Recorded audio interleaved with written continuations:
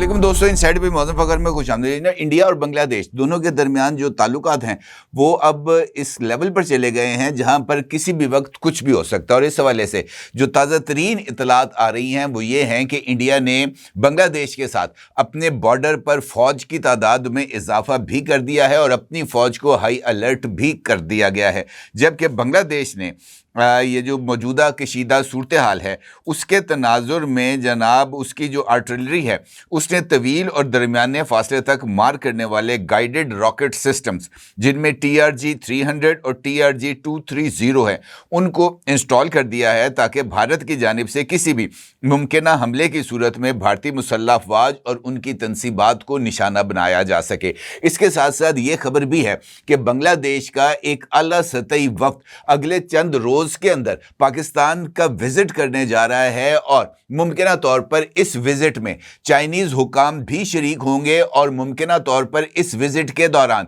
पाकिस्तान और सऊदी अरब की तर्ज पर पाकिस्तान और बांग्लादेश के दरमियान भी एक दिफाई मुआहदा करार पाने का इम्कान है। अब ये जो सूरत हाल है जिसमें अगर पाकिस्तान और बांग्लादेश के दरमियान दिफाई मुआहदा तय पा जाता है और ये दिफाई मुआहदा बिल्कुल उसी नौयत का हो जिस तरह के पाकिस्तान और सऊदी अरब के दरमियान है, यानी एक पर हमला दूसरे पर हमला तस्वुर हो, तो ये सूरत हाल यकीनी तौर पर ना सिर्फ बहुत ज़्यादा अहमियत इख्तियार कर जाती है बल्कि ये इस बात की तरफ भी इशारा होगा कि खित्ते के अंदर जिस तरीके से इंडिया ने पाकिस्तान को अफगानिस्तान के साथ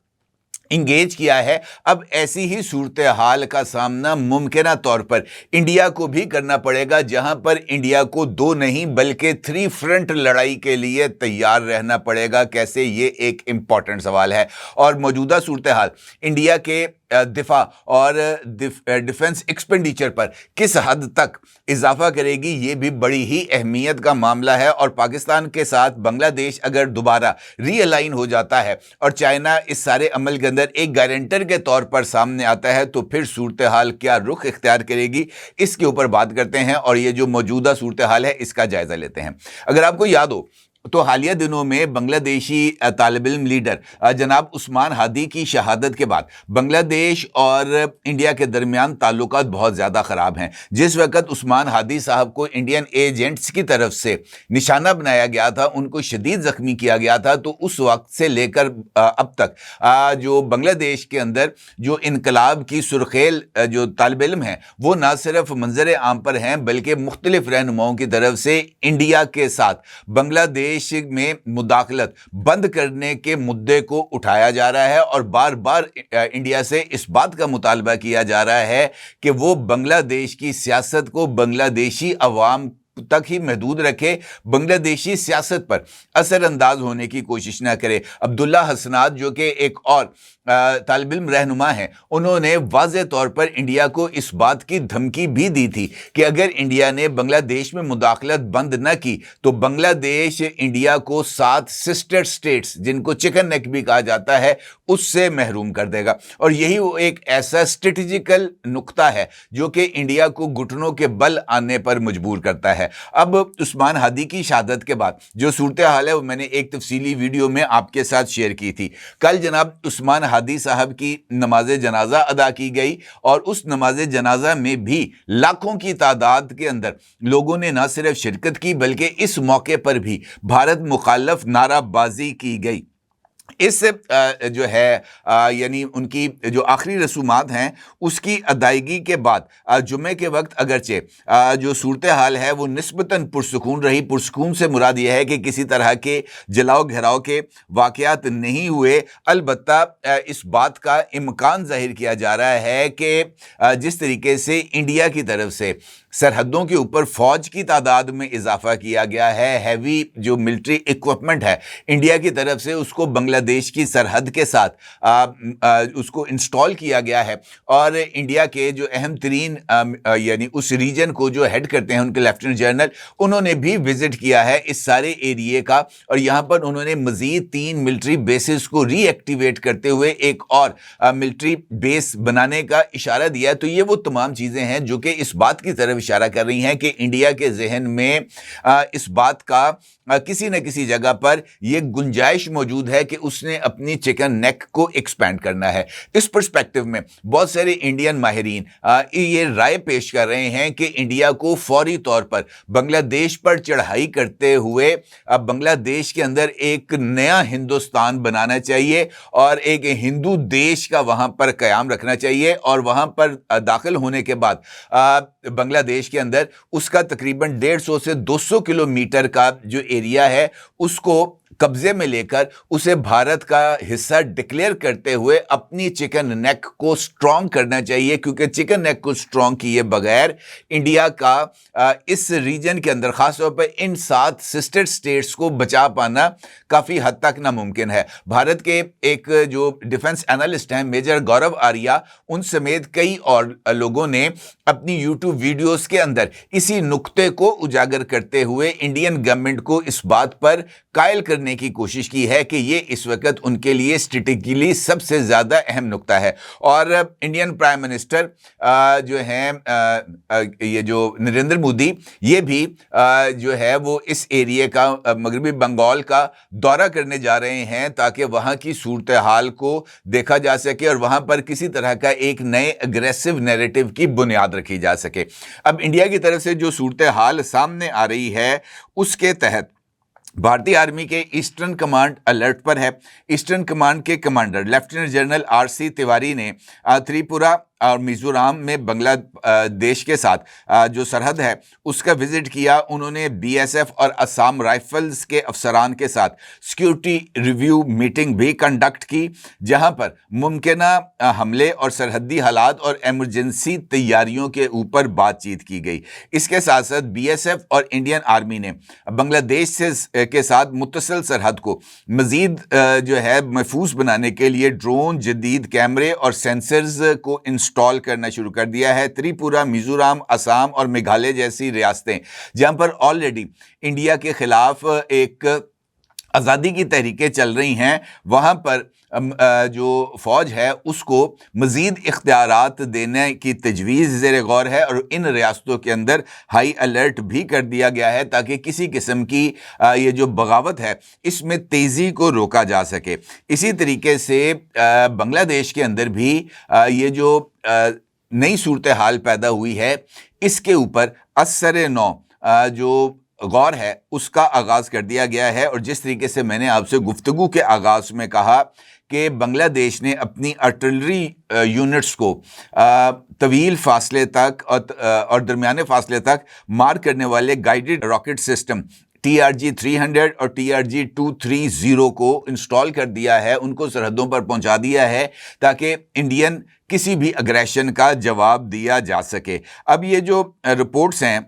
یہ ترکی کے بنے ہوئے انفیکٹ راکٹ سسٹمز ہیں جو کہ بنگلہ دیش کو فراہم کیے گئے تھے۔ یہ TRG-230 کی رینج 70 کلومیٹر جبکہ TRG-300 کی رینج 120 کلومیٹر ہے۔ یہ بنگلہ دیش کی جو آرمی ہے اس میں یہ دونوں سسٹمز 2022 میں انڈکٹ ہو چکے ہیں، اور یہ فورس گول 2030 ماڈرنائزیشن پلان جو کہ بنگلہ دیش نے بنایا تھا یہ اس کا حصہ ہیں۔ اب یہاں پر صورتحال ذرا اور اگلے لیول پر آ جاتی ہے، وہ ہے پاکستان، بنگلہ دیش اور چائنا۔ یہ جو ٹرائیکا ہے انفیکٹ یہ بھی انڈیا کے لیے ایک بہت الارمنگ سچویشن کو کریٹ کر رہا ہے۔ اس وقت 8 ممالک ایسے ہیں جو کہ پاکستان کے ساتھ سعودی عرب کی طرز کا ڈیفنس اگریمنٹ کرنا چاہتے ہیں۔ حالیہ دنوں میں بنگلہ دیش کے مختلف لیڈرز، خاص طور پر ان کے جو ملٹری سے تعلق رکھنے والے لوگ ہیں، انہوں نے پاکستان کا وزٹ کیا۔ پاکستان کے ہائی ملٹری آفیشلز نے بنگلہ دیش کا بھی وزٹ کیا، اور اسی طریقے سے جو چائنیز لوگ ہیں PLA کے، انہوں نے بھی بنگلہ دیش اور پاکستان کا وزٹ کیا۔ ان وزٹس کے دوران بنگلہ دیش کی طرف سے پاکستان کے ساتھ سعودی عرب طرز کا جو ایک معاہدہ ہے وہ کرنے کی تجویز جو ہے وہ سامنے آئی، اور بنگلہ دیش نے اس خواہش کا اظہار کیا کہ وہ پاکستان کے ساتھ ایک میوچل ڈیفنس اگریمنٹ کرنا چاہتے ہیں جس میں ایک پر حملہ دوسرے پر حملہ تصور ہو، اور اس کے اگینسٹ پاکستان کو بھی بنگلہ دیش کے اندر ایئر بیس قائم کرنے اور وہاں پر نیول جو بیسز ہیں ان کو بھی قائم کرنے کی سہولت دی جائے گی۔ اب یہ جو ایشو ہے پاکستان کی ایئر بیس اور نیول بیسز کا، یہ بہت زیادہ اہمیت کا حامل ہے، کیونکہ اگر یہ ڈیفنس ایگریمنٹ جو اگلے چند روز میں جس کے بارے میں ایک اہم پیش رفت ہونے کا امکان ہے، اگر یہ طے پا جاتا ہے تو بنگلہ دیش میں ایک مرتبہ پھر پاکستانی ایئر فورس بھی موجود ہوگی، پاکستانی ایئر فورس کی وہاں پر ایک بیس بھی موجود ہوگی جہاں پر J-10C طیارے بھی موجود ہوں گے، JF-17 تھنڈر بھی موجود ہوں گے، اور اس کے ساتھ ساتھ پاکستان کے جو نیول ویسلز ہیں بشمول چائنیز نیول ویسلز کے، وہ بھی وہاں پر موجود ہوں گے۔ اور یہ سچویشن یقینی طور پر انڈیا کے لیے ایک ڈراؤنا خواب ہے، کیونکہ جن بارڈرز کے اوپر خاص طور پر مونگلا جو پورٹ ہے وہاں پر اگر پاکستان کی سب مرینز اور پاکستان کے جنگی بحری جہاز موجود ہیں تو اس مونگلا جو پورٹ ہے اس کے بالکل سامنے انڈین اسٹیٹ وشاکھاپٹنم ہے، جہاں پر انڈین نیولز کی ایک بڑی ایک اس کو اسٹرانگ ہولڈ سمجھا جاتا ہے۔ تو ایسی پوزیشن کے اوپر پاکستان اور چائنا دونوں کا آ جانا یہ انڈیا کے لیے ایک بہت بڑا اسٹریٹجک سیٹ بیک ہے، اور انڈیا اس ساری صورتحال کو صرف اس طریقے سے ہی اس پر قابو پا سکتا ہے جب وہ بنگلہ دیش پر اٹیک کرتے ہوئے بنگلہ دیش کے کسی ایریا کے اوپر قبضہ کر کے اپنی چکن نیک اور یہ جو پورٹس ہیں خاص طور پر مونگلا پورٹ اس کا کنٹرول سنبھالے۔ اس کے علاوہ اس کے پاس کوئی اور آپشن باقی نہیں ہے، لیکن اس کے لیے بھی اسے وہ کہتے ہیں نا لوہے کے چنے وہ چبانا پڑیں گے، کیونکہ چائنا آلریڈی بنگلہ دیش کے اندر ہیوی انویسٹمنٹ بھی کر چکا ہے، اور چائنا نے بنگلہ دیش کے ساتھ مختلف معاہدوں کے ذریعے اپنی وہاں پر پوزیشن کو مضبوط بنانے کے لیے بہت سارے اقدامات بھی کیے ہیں، جس میں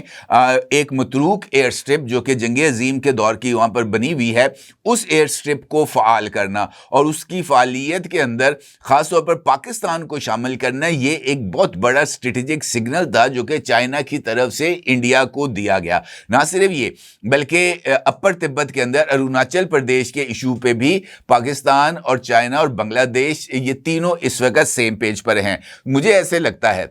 کہ آنے والے دنوں میں اگرچہ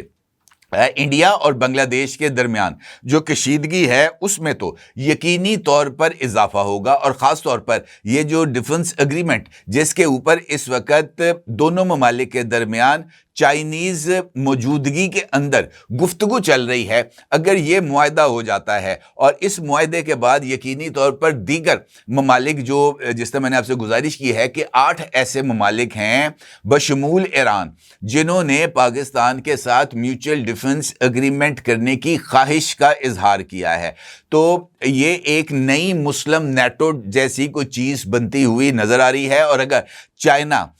اس سارے عمل میں شامل ہو جاتا ہے، وہ اس طرح کے ڈیفنس ایگریمنٹس کا حصہ بن جاتا ہے، تو پھر جناب جو صورتحال ہے وہ تو انڈیا کے لیے 100% ناقابل برداشت ہوگی، کیونکہ چائنا اگر اس طرح کے ڈیفنس ایگریمنٹس کا حصہ بنتا ہے تو پھر پاکستان پر حملہ ہو، بنگلہ دیش پر حملہ ہو یا کسی اور پر بھی حملہ ہو تو وہ چائنا کے اوپر حملہ تصور کیا جائے گا، اور اگر چائنیز فوج حرکت میں آ جاتی ہے تو پھر اس کو روکنا، اس کی نئی فائر پاور اور جس طریقے کا انہوں نے اب اپنا ملٹری بلڈ اپ کیا ہے اس کو روک پانا قطعی طور پر انڈیا کے لیے ناممکن ہے۔ لہٰذا آنے والے دنوں میں انڈیا کے لیے جو اسٹریٹجک ویو پوائنٹ سے اس کی ایگزسٹنس کو ایک بہت بڑا جو ہے نا وہ خطرہ لاحق ہو چکا ہے، اور یہی وجہ ہے کہ Indian defence analyst Indian government کو پش کر رہے ہیں کہ وہ بنگلہ دیش کے بارڈر کو کراس کر کے اندر گھسے، لیکن ایسا ہونا یا اس طرح کے اقدامات پاکستان اور چائنا کو نیوٹرل نہیں رکھ پائیں گے، یہ بات طے ہے۔ تو آنے والے دنوں میں وہ کہتے ہیں نا جناب پاپ کارن تیار رکھیں، میرا بھی یہی ماننا ہے کہ ہمیں پاپ کارنس کو تیار رکھنا چاہیے، کیونکہ ایک بہت بڑی اسٹریٹجک ڈیولپمنٹ آنے والے چند روز میں انشاءاللہ ہونے جا رہی ہے۔ اپنے رائے کا ضرور اظہار کیجیے گا۔ آپ کو بہت شکریہ۔ اللہ حافظ۔